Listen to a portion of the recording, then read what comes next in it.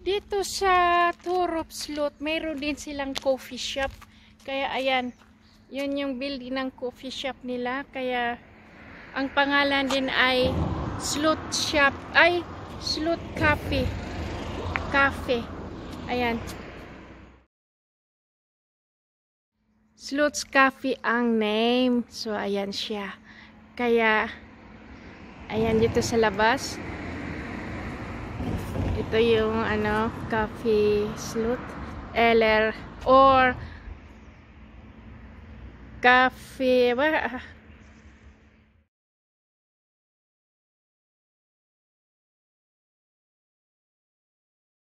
kaya pasok tayo. Ayan na, naghihintay na siya. Ang lupo. Hej älskling, jag kommer nu. Du tror inte. Ja, dito yun sa loob. Ayan.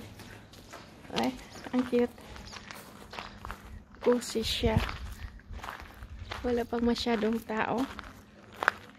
Ito yung meron silang malayo-layo ang nila maglagay ng mga misa.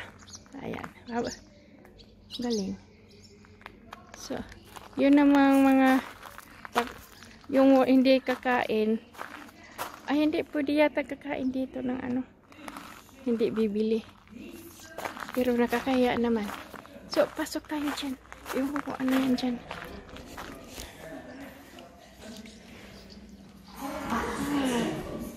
Ja, det är Karla.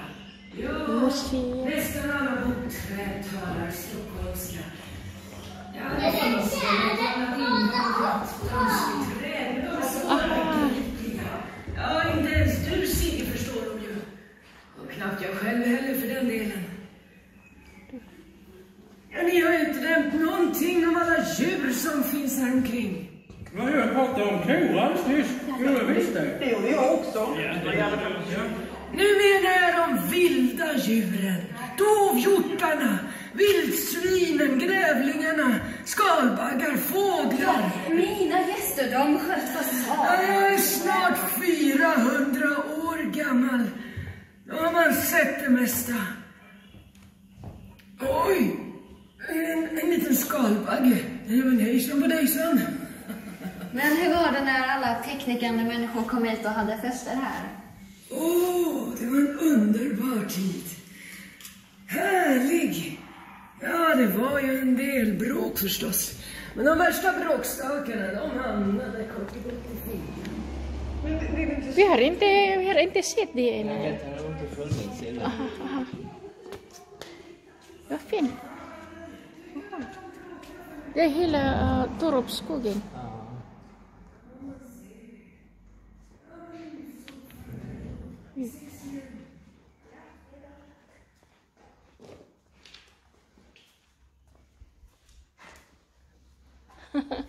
Cool.